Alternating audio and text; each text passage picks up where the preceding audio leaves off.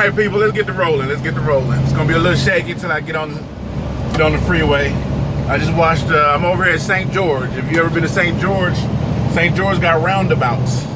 I just watched a driver go around the same roundabout twice because he can't quite seem to find out where he want to go. Anyway, I'm making this video because the video that I made about can you gross $100,000 gross in 2 years. It's absolutely possible to gross $100,000 or more.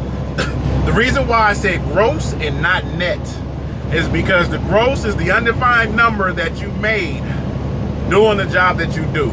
The net can be manipulated.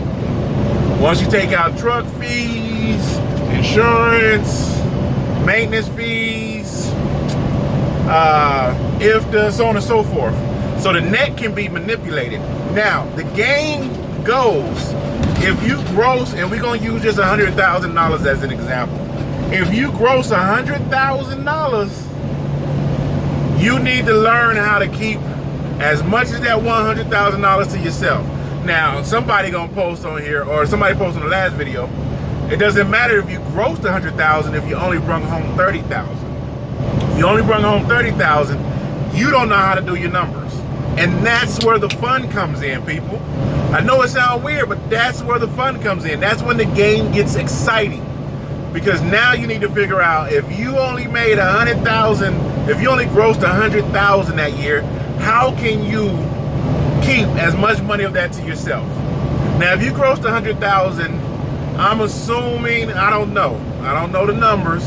I'm assuming you can at least keep $50,000 to $80,000 of that to yourself.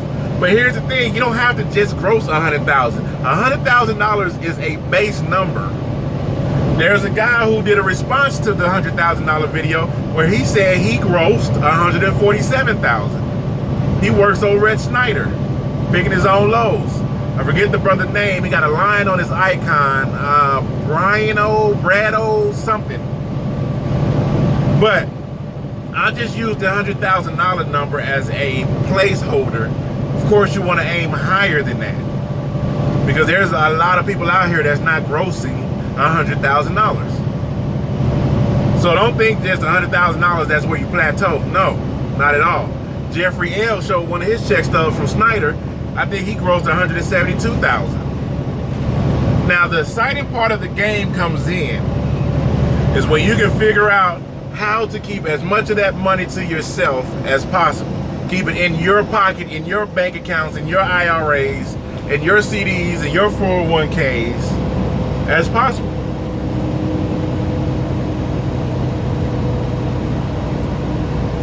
Taking a load from Ontario to Idaho Falls, about 800 something miles. I'll be there in 20 minutes. Ain't no big deal. Ain't no big deal at all. So why did I say gross and not net? Because gross is the number that you can't change. Gross is the what you made. The net is what you brought home. So the name of the game is to manipulate the net. You can't do anything about the, why am I losing speed? You can't do anything about the gross, but it's the net that really matters, what you bring home. Now, here's what matters too. If you do gross $100,000 or more, you're a small business, because the least most companies want you to start a business. So you get a business name, EIN number, employee identification number. If you start grossing over $100,000 or more as a small business, then you can start building business credit.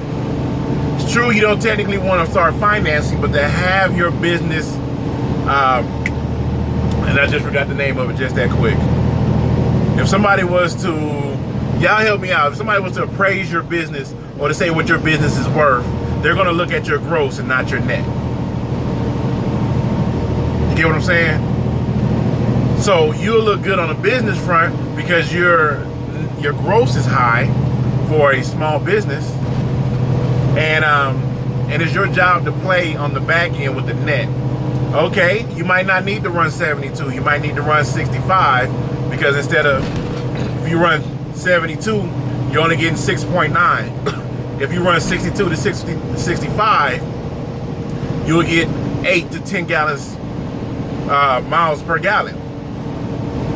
You get what I'm saying? So you need to learn how to play with that. Okay, let me start learning these taxes and what I can do to save money. How much can I write off on maintenance?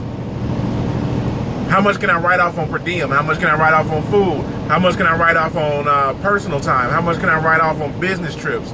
Everything becomes an expense because as you start to learn how to play with the taxes. But again, once you start playing with the taxes, you're manipulating your net. You're not manipulating your gross, so to speak. Uncle Sam gonna know you made $100,000. But if you learn how to manipulate the net, then Uncle Sam only gonna think that you only brought home 20, 30,000. So that's where the game gets interesting, because technically you might have brought home 70, 80,000, but you took you and the family out on a trip. They ate good at good restaurants under your LLC. You know what I'm saying? Y'all went to a cruise to Hawaii as a business trip under your LLC. You took this flight over here under your LLC. You know what I'm saying? So that's why I said gross and not net. Now, what will be dope if some of these lease and owner operators like can tell us some of the ways to manipulate the bottom line. You know, what's some of the, don't give the whole game away, because that's what you don't want Uncle Sam to go to one YouTube channel and be like, oh, this is what they're doing. We're going to chop that and chop that, chop that. Give a tidbit. You know, I was watching Jeffrey L's video. He talked about how your truck would depreciate after 3 to 5 years. Tidbit. You go look at per diem. Oh, you can write off this much for food. Tidbit. Get what I'm saying? And then once you start learning all these little tricks of the trade as far as driving, you go to Chase and Andrews. He got a fuel card where now he's saving on fuel. Well, everybody else paying pump price, he's paying at least 20, 30, 40, 50 cents cheaper than what everybody else paying. Tidbit. You get what I'm saying? So all I'm saying is, I said gross as a base number. It's your job to try to maintain the net. So I'm assuming if the dude who did a rebuttal or response to my video, he said he grossed $147,000. I'm assuming in my mind he got at least $90,000 to $100,000 of that to himself. Now, is that true? I don't know, because that's before truck note, fuel, maintenance, tires, whatever. But even if he kept $90,000 of that for himself, that's still higher than what 60% of Americans making as far as income goes. Doing something that he want to do. Not only that, every year he's either going to increase his net by increasing his gross, or he's going to learn how to save on his net.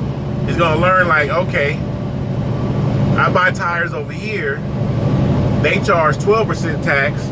I buy tires over there, they charge, 5% tax. So I know I'm gonna need tires pretty soon. I'm gonna head over that way. Boom. Go get him some new tires, write off on his taxes. However that works, I don't know. That's what I'm thinking. Again, I'm a rookie, people. I don't know, but this is what I'm assuming how it works. And then you go and write that off. Now, can you write off the tax that they taxed you on those tires, or do you write off the whole amount? I don't know. Maybe one of y'all can give us a tidbit. All right? Tidbits of trucking. Taxes tidbits.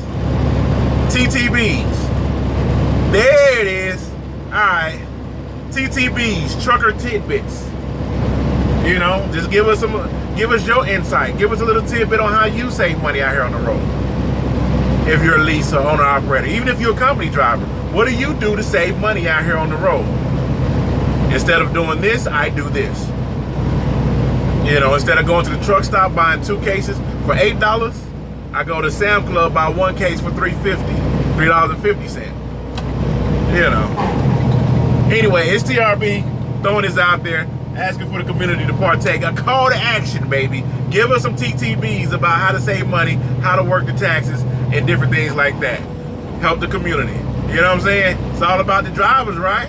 Come on, give me some of that information. YTTA Network, Facebook, check me.